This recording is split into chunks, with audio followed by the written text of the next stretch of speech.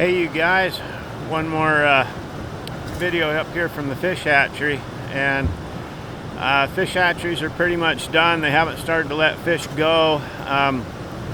One thing that's good and bad about a short river system like this is you have so many thousands of fish here, you guys, that when these fish come up and there's more than one fish that try to lay their eggs on one bed, it's not good when you have this many fish in such a small river system, because if you have a female fish come in and make her bed and drop her eggs, you want those eggs to stay protected. And when another female comes in and starts fanning those eggs, even if those eggs are fertile, she'll blow them off the bed. And the bad thing is the ocean, the salt water, is only about 3 miles below here. So when you have this many fish competing for just a few beds, it's not a good thing as far as reproduction, because a lot of your eggs will be lost. A lot of your eggs will be blown off the beds. Even though they're fertile, they're not going to have time to hatch within a day or two of floating down this river to hit the ocean. Like if you were to drop a little plastic play boat right in here and just let it drift like a salmon egg would, if it was drifting through the water, it would be down in the salt water within a matter of hours. And you're needing, several weeks for these eggs to hatch naturally. And so really I'm hoping that they're going to let some of these fish go, but hopefully they don't let all of the fish pass through this weir and go up this little teeny river to try to spawn, because there's just way too much competition for the few reds that there are.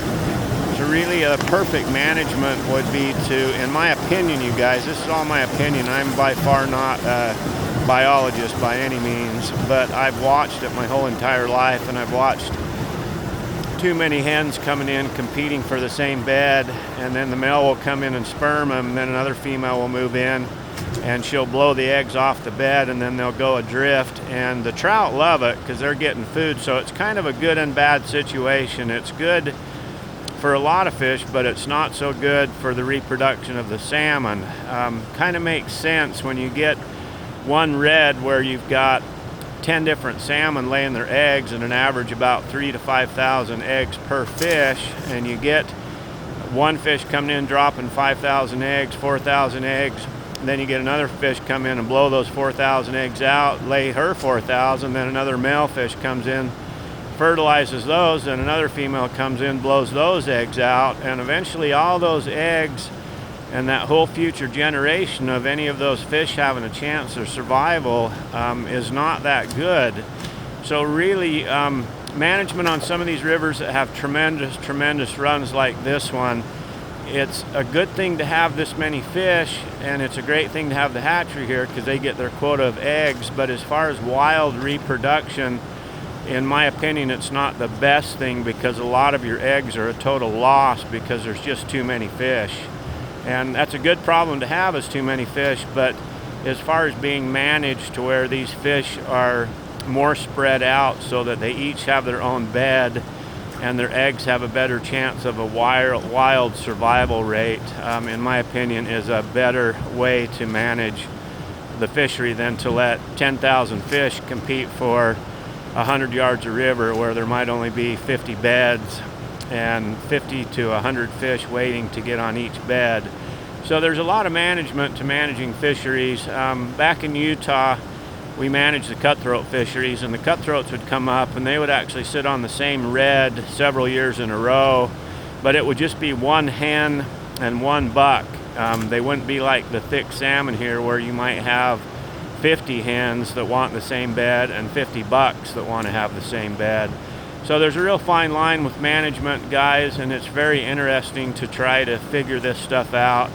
And the fishing game does such a absolutely wonderful job with their management here in Alaska and around the world in most places. In some places, in my opinion, they need to listen to the sportsmen and people that actually live the rivers. I'm on the river over 200 days a year at the very minimal. When I was guiding, I was on the river about 300 days a year, watching anything from cutthroat trout to brown trout to brook trout to lake trout, bluegill, perch, crappie, sculpin, whitefish, salmon.